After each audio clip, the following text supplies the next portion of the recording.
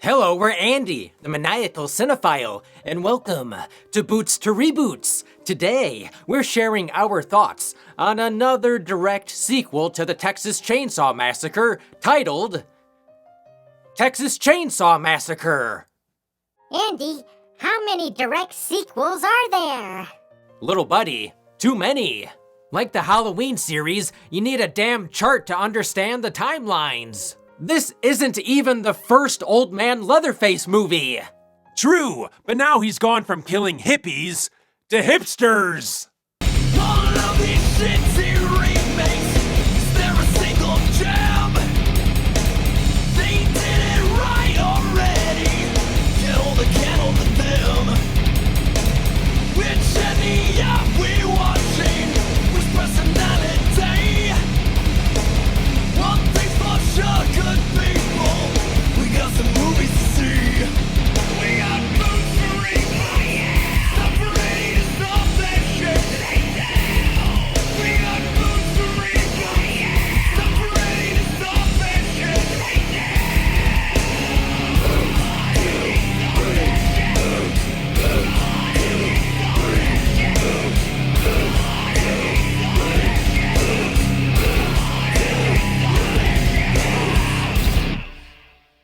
Over the 9 Texas Chainsaw Massacre movies, there have been various sequels, prequels, and reboots that ignore the other films, family members, plot, and even tone.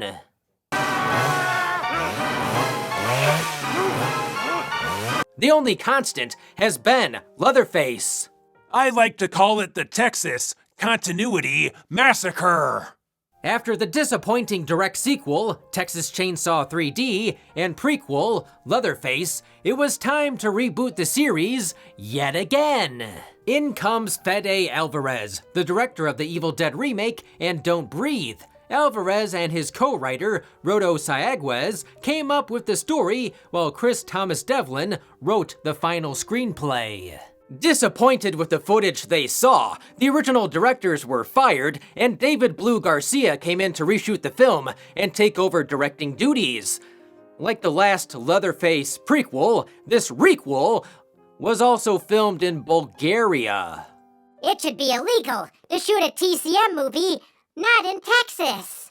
Months ago, it was reported that the audience reaction during test screenings was negative. Shortly after, the film was sold to Netflix instead of going to theaters.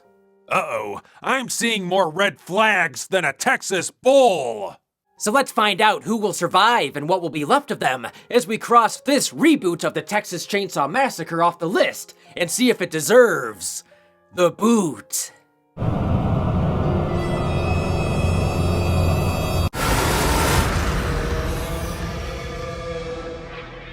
The newest requel ignores everything that came after Tobe Hooper's 1974 classic, picking up 50 years later. The setting is Harlow, Texas, with an Easter egg population of 1974.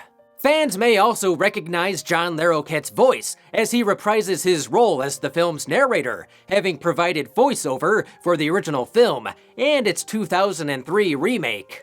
In the film, a new generation of meat intrudes on Leatherface's territory. Melody drags her sister Lila, a school shooting survivor, along on a business venture with business partner Dante and his girlfriend, Ruth. The 4 Utes plan on meeting potential investors at the small ghost town they have purchased. We have a vision for this place. All it needs is young blood. I agree. All it needs is a fresh coat of blood on the walls. However, the Zoomers quickly ruffle the feathers of the locals when Melody sees Richter's gun and implies that he has a small penis. Next, Dante sees a Confederate flag hanging from an old orphanage and tries to remove it. They're surprised to see that the orphanage is still inhabited by a sickly old woman named Virginia and the last of her troubled boys. What are you doing in our house? Old Monty said it better. The hell are you doing in my house? A dispute results in her having a fatal heart attack that unleashes the fury of her adopted son, the iconic Leatherface. The film's issues all come down to the script. Immediately, most of the characters are unlikable, and the movie tries way too hard to be topical. Tobe Hooper's original had social commentary and themes, but they were subtle. Meanwhile, this requel bashes you over the head with a sledgehammer. In the first 10 minutes, the characters are discussing gun violence, climate change, cancel culture, and Confederate flags while driving their Tesla car and gentrifying a small town.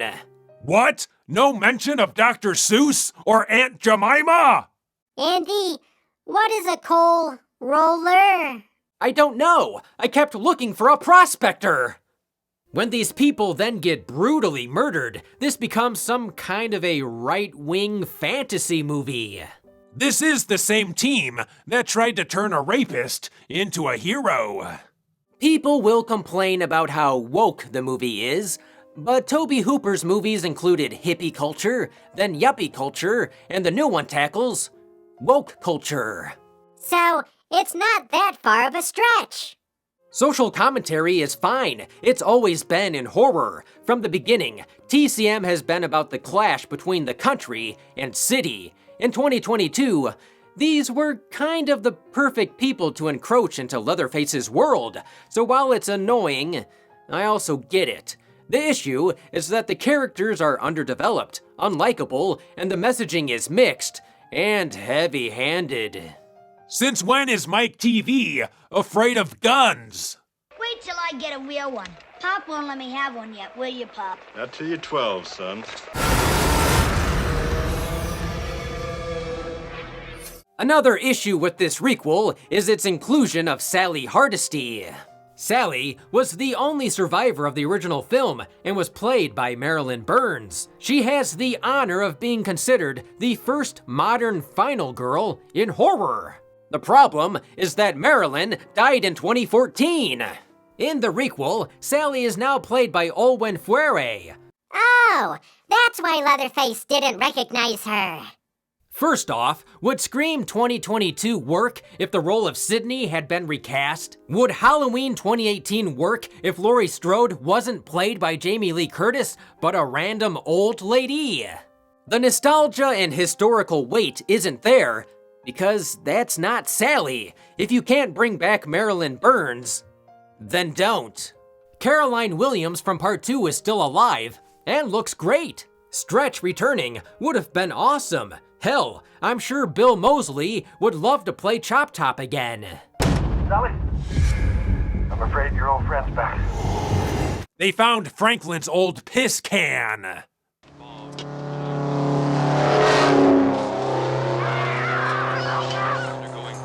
With that out of the way, how did Olwen do as the new Sally, dealing with survivor's guilt?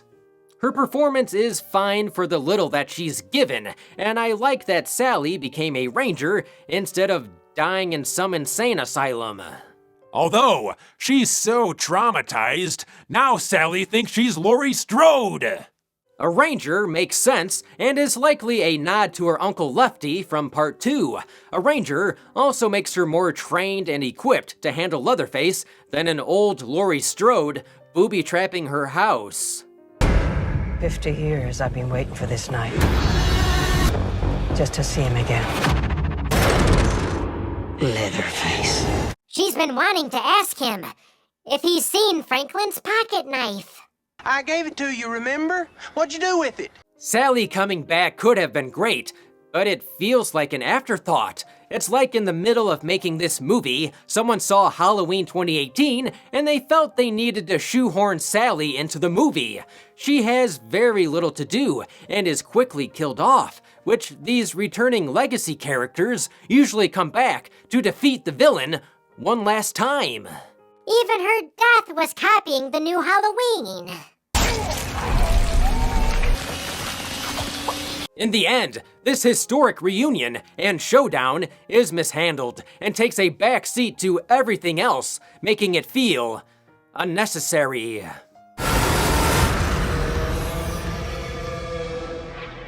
There may have been only one Sally, but there have been many actors who have played Leatherface. They wanted Gunnar Hansen, but he died in 2015, so Mark Burnham is the latest to wield the chainsaw. He may not be Gunnar, but Mark did a pretty good job as Leatherface. In this movie, we have to guess what happened to Drayton and Grandpa after the events of 1973. I like to think that Grandpa became a greeter at Walmart. Evil, I don't think that's a job anymore. Poor Grandpa, first the slaughterhouse, now Walmart. Either way, a photo at the orphanage reveals Leatherface ended up there in 1975. It was a place for boys and troubled teens. Even though he's an adult, it's somewhat logical that Leatherface would end up there since he needs special care and has the mind of a child. Perhaps it's the only place that would take him.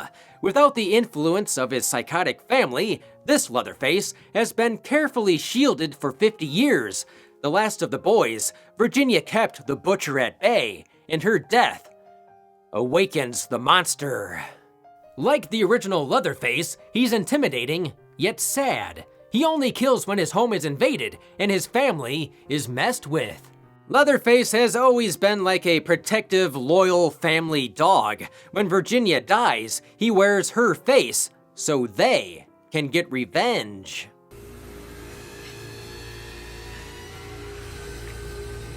Sometimes it's nice to feel the sun on your face. The way Leatherface arranged Virginia's corpse in the sunflower field was very in character. And creepy.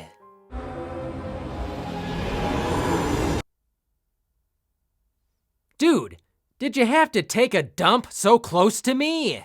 From here, we see how easily Leatherface slips back into killer mode and he retrieves his chainsaw.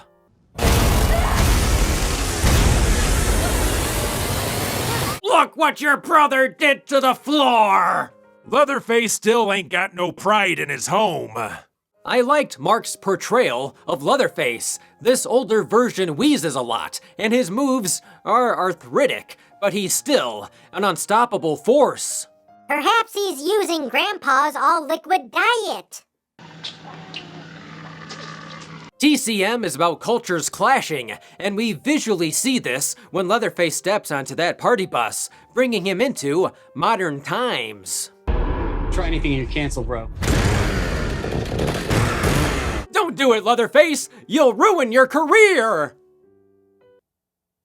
As good old JR would say, business is about to pick up.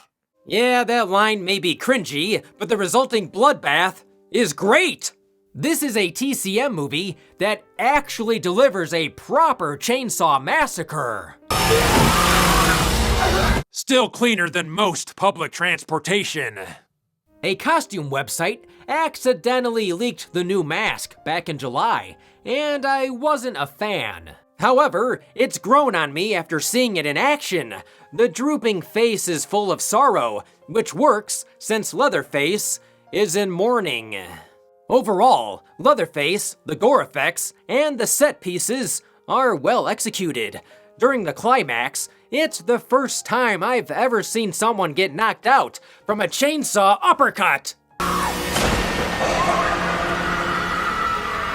Looks like someone's been playing Mortal Kombat. Leatherface wins. Fatality.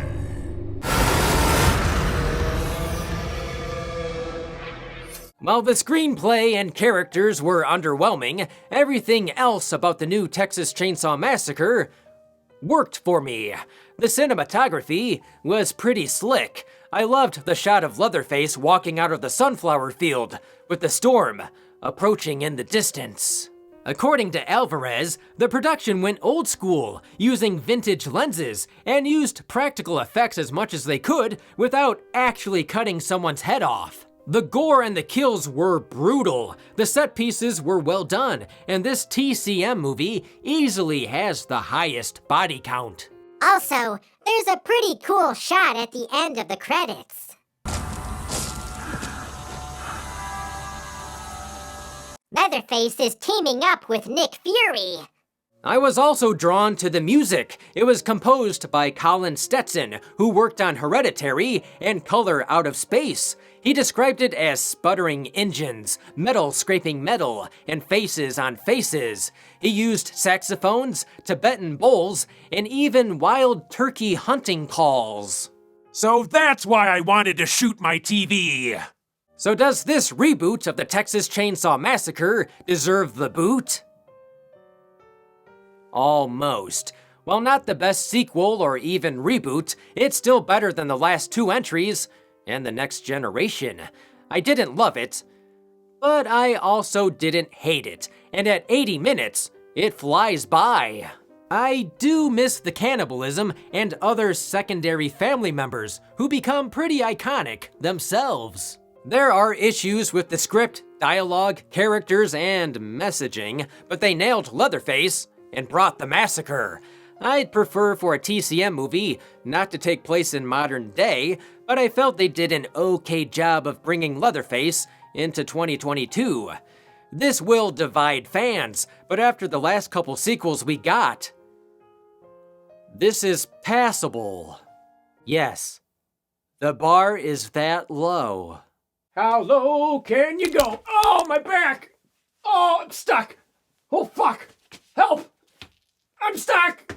Oh, shit! This is further proof that the original is an untouchable masterpiece.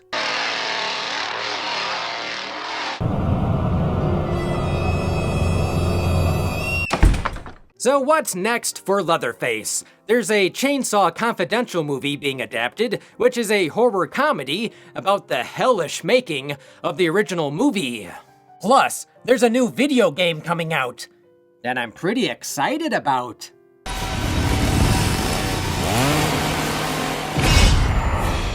We've been Andy, the Maniacal Cinephile. Thanks for liking and subscribing. We'll see you next time.